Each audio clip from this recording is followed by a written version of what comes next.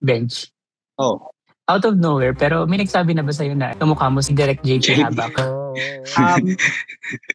Nakatrabaho ko na siya sa isang reality show at may nagsabi nga na kamukha ko siya. Akala ko sasabihin mo Black 9. Welcome to Social Dilemma Season 3. Nagbabalik ang ating defending winner na si Carl. Ipapakilala ko na yung mga bagong players na hahamong kunin trono mo. So we have Isaac, RV, Edward, Emil, at si Rusty. Ang mga tanong dito ay hinugot ko lang sa iba't ibang social media platforms. Let's play the Social Dilemma. Round 1, magtatandem-tandem muna kayo. Carl and RV. Ikaw na pumili.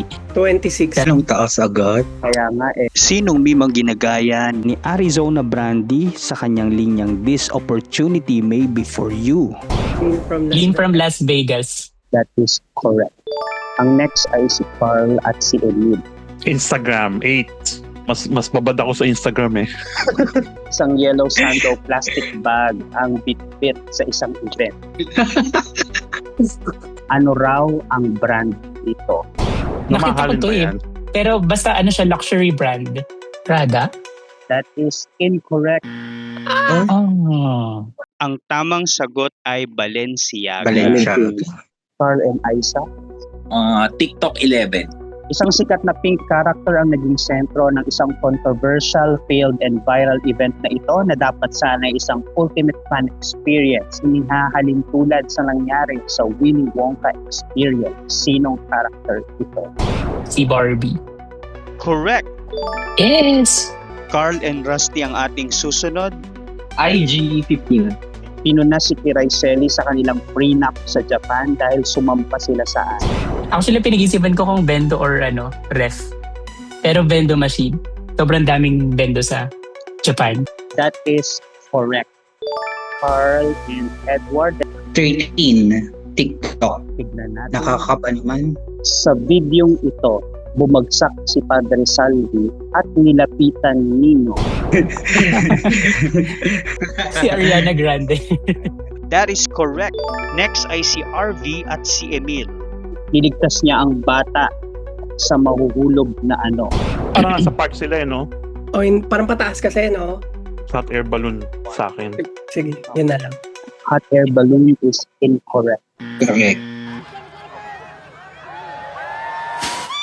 Easter Sunday ito nangyari, mahuhulog yung maraming Easter eggs. Ang next mong katandem RV ay si Isaac. Mababa muna. Oo, mababa muna tayo. 3. TikTok. Go. TikTok 3. Sa isang prank na ipapamalita mo sa magulang mo na yung inutusan mong kapatid ay bumili ng kape at ano ang nangyari sa kanya? Nasa pack. Tama na sa pack. Correct. Ano ang tawag dyan? Dubai Chewy Cookie. Kapatid siya ng sinong Kapuso star? Buti na lang nakakapanood ako ng vlog ni Mami Grace. Miguel Tan Felix. 31, Sir Emil. Gusto mo? TikTok. Sige. 31 TikTok. Wala nang atrasan to. Ano yung title nung song na nakadikit sa Jet2 holiday ad? Welcome to Jet2 Holiday. Ay, shucks. Kantayin mo na. Kantayin mo na. Darling, hold my hand. Darling, hold my hand. Or hold my hand. Hold my hand. Darling, hold my hand. Oh, di ako sure kung kasama yung darling eh. Pero siguro, Hold my hand. hold my hand. That is correct. Oh! Hold my Ang galing! Wala pa ang darling. Wala. 39. Ano ang tawag dito? Thai steak. Correct. Pag tumama dito si Isaac, that will put RV pa rin sa lowest. Ano ang karaniwang TikTok content niya? Hindi ko pa siya nakita pero parang alam ko. Sensitive ba to? Sige lang. Pwede naman natin i-edit. Kasi tinitignan ko yung likod eh. Parang merong metal bed. 4, Ember Amador Final. 3, Parang nagtatrabaho sa church. Parang kanina lang gusto mo sumagot ng SPG. Ano? Nagre-rescue siya ng mga bubuyo. Okay. At sa pagtatapos ng round, Isaac, ikaw ang nakakuha ng pinakamababang score. you are eliminated.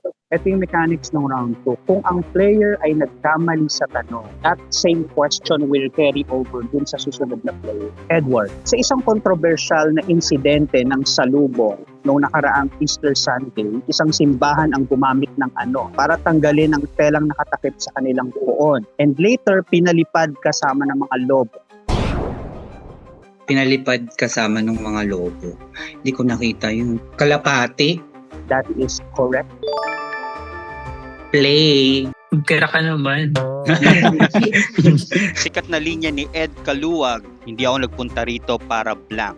Para manggulo. Incorrect. Diyos ko, wala din yung napanalunan ko. Diba? Now, the question goes to RV. Makipag-away. Correct. After magbigay ng condolence kay Kuya Kim sa TikTok Lock, agad itong nag-transition para ipakilala or introduce ang lively performance ni Nino. Paborito nating Mars ba yun?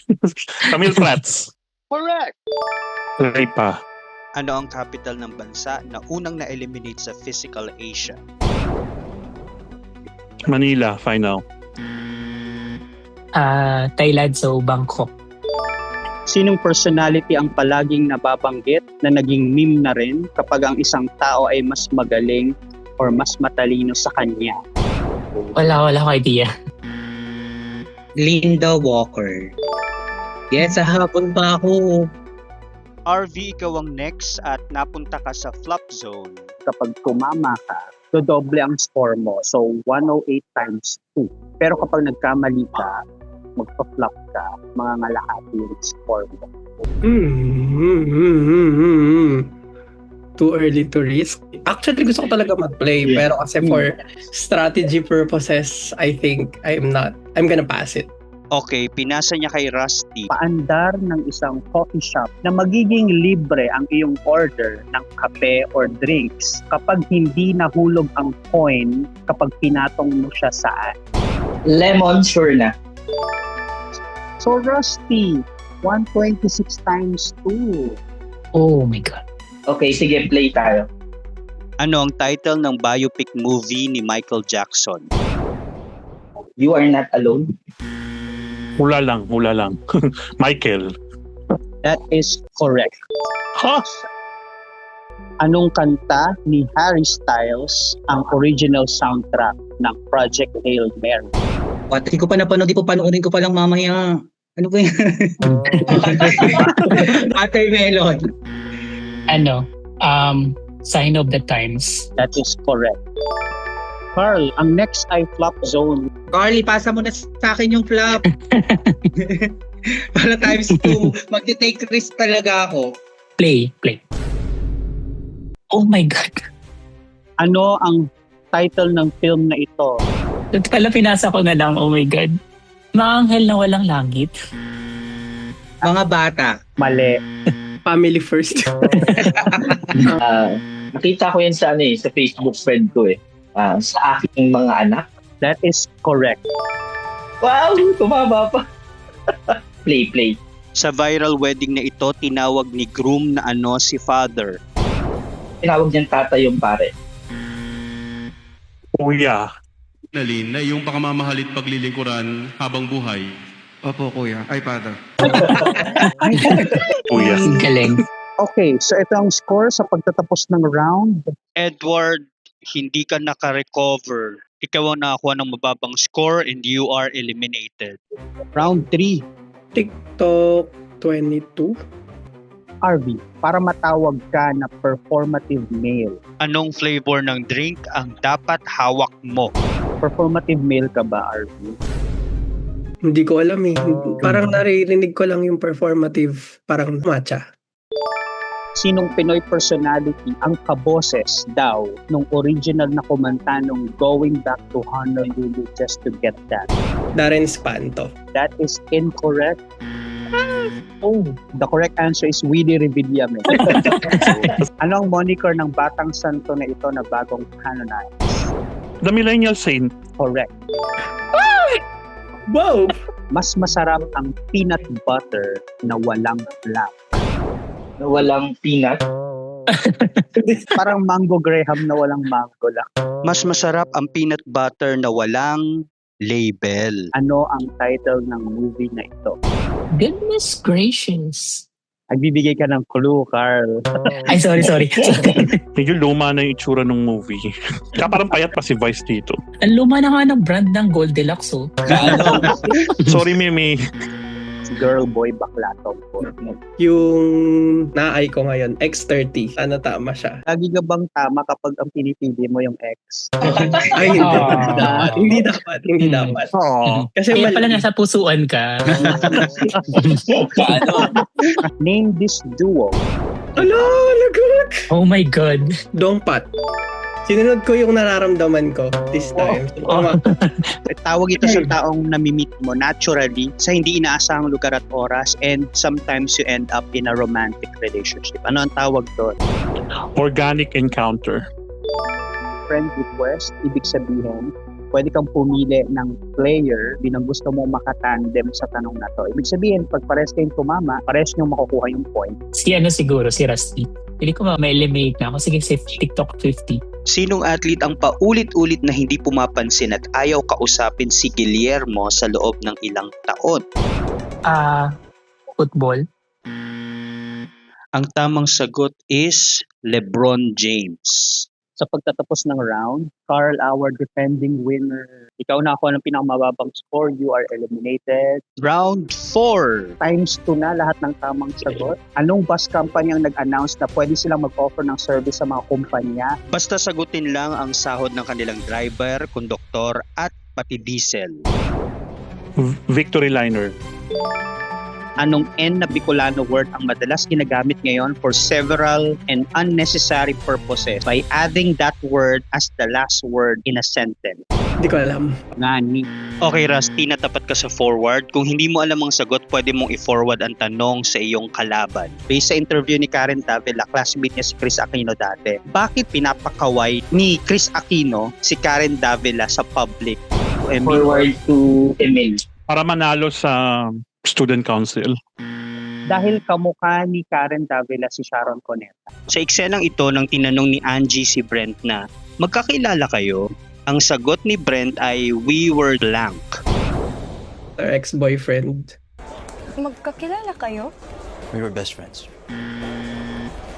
Isang PWD ang nag-inquire ng guest rate at nabash sila after they inquired for 5 PWD na magmumukha tuloy silang libre o wala silang babayaran. Magkano ang isang PW discount rate sa nasabing conversation? 10%. 20%. Ano ang kanyang drug rate? Hindi ko alam. Pero dahil kamukha siya ni Mimi.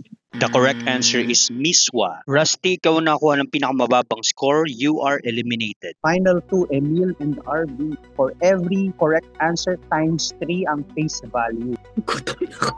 Si Ferdinand de la Merced, also known as the Philippine Looper, ay na-disqualify pala. So, ibig sabihin, yung ginagawa niyang pag-loop sa Philippines, hindi valid. Bakit?